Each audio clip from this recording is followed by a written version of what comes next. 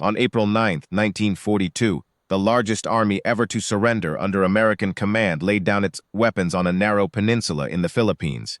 9,000 Americans, 66,000 Filipinos, 4 months of fighting on starvation rations, sometimes 500 calories a day had come to this, a white flag over Bataan, and the beginning of something the men could not yet name. They would give it a name later. The ones who survived would. Among the men who formed into ragged columns that morning on the southern tip of the Bataan Peninsula, at a staging area called Mariveles, at the edge of the South China Sea, 2 of them had grown up on the same block in the same small Ohio town.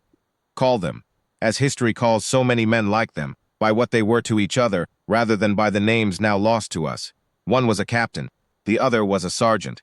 They had enlisted together in 1941, shipped out together on a transport that passed under the Golden Gate Bridge in November of that year, and had spent 4 months in the same rifle company, fighting the same losing rearguard action through the jungle of Luzon. When the order came on April 9th to lay down their rifles and assemble in the road, they stood a few feet apart in the same column and said nothing to each other. There was nothing to say that the situation had not already said. To understand what they were walking into, you have to understand what they had already survived. The American and Filipino forces on Bataan had been fighting since January. 99 days of rearguard action against a Japanese force that outnumbered them and outgunned them, and critically, received resupply when they did not. MacArthur had been evacuated to Australia in March by direct presidential order. The men left behind knew what that meant. They fought anyway, on rations that had been cut to half, and then to a third of what a soldier needed to stay effective in tropical heat. They ate whatever the jungle offered, monkeys, iguanas, the horses, and mules of the cavalry they could no longer use. By April, a third of them were sick with malaria or dysentery or both. Major General King, who commanded the forces on Bataan in those final weeks, later said that he knew there was no military solution. He surrendered to prevent a massacre. He was not sure he had. What happened to men like the captain and the sergeant on the road north from Mariveles is among the most documented atrocities of the Pacific War. Historians have measured it in miles, in temperatures, in numbers of dead. Survivors have measured it in things they cannot describe in precise units, but cannot stop seeing. The march was 65 miles, from the southern tip of the Bataan Peninsula, north to the rail station at San Fernando. The temperature on those roads in April climbed above 100 degrees by mid-morning. The Japanese military had anticipated perhaps 25,000 prisoners. They received 3 times that number, and they were neither prepared nor willing to provide adequate food, water, or medical care for the columns they forced north. The prisoners marched in groups of roughly 100 men, under armed guard, on dusty roads through sugarcane fields and mango groves that offered a view of shade they were not permitted to enter. Artesian wells lined the route. Men who broke toward them were shot or bayoneted. A man who stumbled and went down was beaten back upright. A man who could not be beaten back upright was left to die where he fell, or dispatched on the roadside. No one was permitted to assist him. The captain and the sergeant marched together in the same column, as close as the guards would allow. Survivors of that march described the road in ways that strained the machinery of language. There were men by the end of the first day walking barefoot, because guards had stripped their boots for the leather. There were men drinking from muddy carabao wallows, water thick with animal waste and disease, because the thirst had become more powerful than the knowledge of what that water would do to them inside a day. The dysentery that followed killed men who had survived the march itself. The sun killed men who had survived the dysentery. Camp O'Donnell, at the end, killed men who had survived both. The sergeant had been carrying a leg wound since the last weeks of fighting on the peninsula. A shrapnel fragment, cleaned in the field, never properly attended. By the second day of the march, the wound had begun to turn in the heat. By the third day, his leg had swollen inside his trousers, the skin pulled tight and burning. He kept walking. The captain walked at his side, watching him, not speaking. They had learned in 4 months of war that speaking about a thing sometimes made it real in a way that silence did not.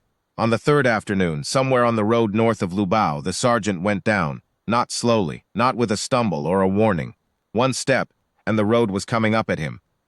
The captain caught him under the arms before he hit the ground. Around them, the column kept moving. Because stopping was not an option, the column was allowed. guards shouted. The captain pulled his friend upright. The sergeant's feet found the road again, but there was nothing in them anymore. No spring, no purchase, just 2 feet that the ground kept stealing back. The captain put the man's arm across his shoulders. He shifted his own weight forward to compensate. He began to walk north again. Scenes like this one were documented by survivors of the Bataan Death March and by the photographs preserved in the National Archives. American prisoners using improvised litters, shirts stretched between rifles, any apparatus they could assemble from what had not been stripped from them, to carry men too broken to walk. Some of those who carried knew they were spending energy they could not replace, consuming calories they could not make back, burning reserves that the next week of march and the months of captivity after might need. They did it anyway. The arithmetic of loyalty does not work the way other arithmetic does. These men were not strangers. They were, in many cases, what the sergeant and the captain were to each other. The person who knew you before any of this, the person whose presence in the column beside you was the only continuity left between who you had been and who you now had to be. The captain was not a large man. The sergeant was larger than he was. That is simply what the effort cost. He bent to the weight and kept moving. The guards had opinions about men who assisted other men. Some treated it as a waste of 2 lives' worth of strength and separated the pairs. Some watched and said nothing. The captain kept his eyes on the road ahead, kept his friend's arm across his shoulders, and did not look at the guards long enough to invite a decision. 65 miles, 2 more days. The rail station at San Fernando was not a relief. The boxcars loaded there were designed for 40 men. 100 were put into each car. The doors were sealed. The heat inside was a different kind of heat from the heat on the road. The road at least had movement, had air, had the partial fiction that the destination was survivable. In the sealed boxcars, in temperatures well above what the human body is designed to endure without water, men died standing up, held in place by the press of other men's bodies, unable to fall. The captain braced the sergeant against the wall of the car and kept him there with his own weight for the duration of the journey. When the doors opened at Capas and the columns formed again for the final miles to Camp O'Donnell, both men were still standing. Camp O'Donnell was supposed to be the end of the march. It was not the end of the dying. The camp had been built as a Philippine Army training facility, designed to hold 10,000 soldiers. 60,000 survivors arrived. There was 1 water spigot for the American prisoners, 1, and the line for it stretched without end, so that a man might wait hours for a canteen of water that was barely adequate, and by morning be sick with thirst again. There were no sufficient latrines. There was no medicine. 400 men were dying at Camp O'Donnell every day at the peak of the dying. By the summer of 1942, more than 1,500 Americans and more than 26,000 Filipinos had died inside that camp, not from combat, not from the enemy's weapons, but from disease and deliberate deprivation, dysentery, malaria, cholera, beriberi, starvation.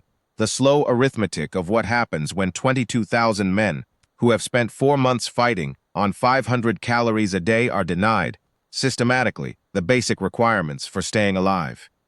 The captain and the sergeants survived Camp O'Donnell. They were among a smaller number of American prisoners moved to Cabanatuan in the summer of 1942, where conditions were somewhat less lethal, where a small number of Red Cross packages eventually reached some of the men, a tin of Spam, a bar of chocolate, the shocking sensation of a flavor that existed before the war did. In the years of captivity that followed, across the Philippines and, for some men, in forced labor camps in Japan or Manchuria, the balance of who kept whom alive shifted constantly. There were months when the captain was the delirious one, burning with malaria, and the sergeant sat through the nights beside him. There were months when both of them were only enduring, not dying, which passed for good fortune. They endured it together. The way you endure something with the person who has known you since you were 8 years old is not the same as the way you endure it alone. The difference is not a matter of sentiment. It is a matter of surviving.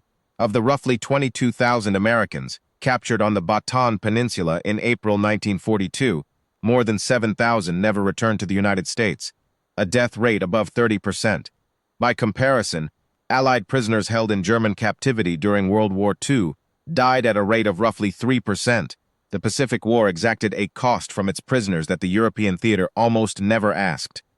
And Bataan asked the highest cost of all, The names of the dead were carved into a list that kept up through 1942 and 1943 and 1944.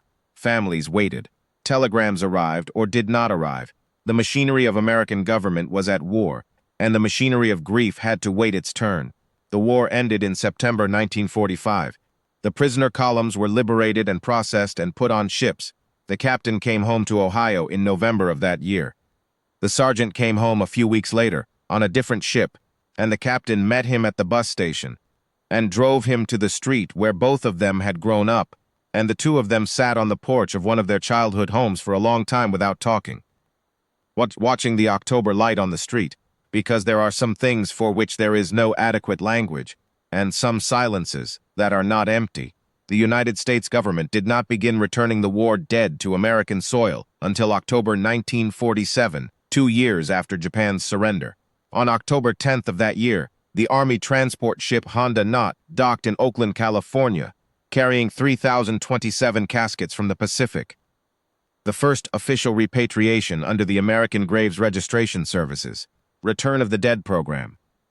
A military band played taps on the pier. More than 171,000 families would eventually choose to bring their men home under a program that lasted until 1951. It was the largest repatriation of war dead in history. For many of the men who survived Bataan and Camp O'Donnell, the bodies of friends lost on that march or inside those camps were among the caskets that came home in 1947 and 1948 and 1949. For the families who had waited, sometimes 6 or 7 years from the last letter to the casket on the caisson, the return was not a resolution.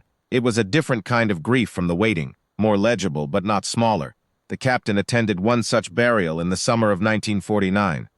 A man from their company, who had gone down on the march in the first 2 days before either of them could reach him, whose family had waited for years for any answer, and had received one that could be held in a box and lowered into Ohio earth. The captain stood at the graveside.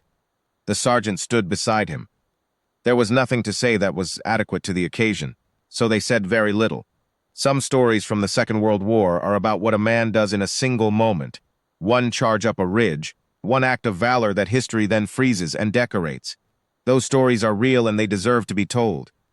But there is another kind of story, less easily honored, that the Pacific War produced in great numbers. The story of what a man keeps doing, over 5 days on a road in killing heat, and then 3 years in a cage, and then the long ordinary decades after, carrying the weight of what he survived alongside the weight of who he carried, because the two are inseparable, and he would not have it otherwise. Of the 22,000 Americans who surrendered at Bataan on April 9, 1942, more than 7,000 never came home. The ones who did never entirely left.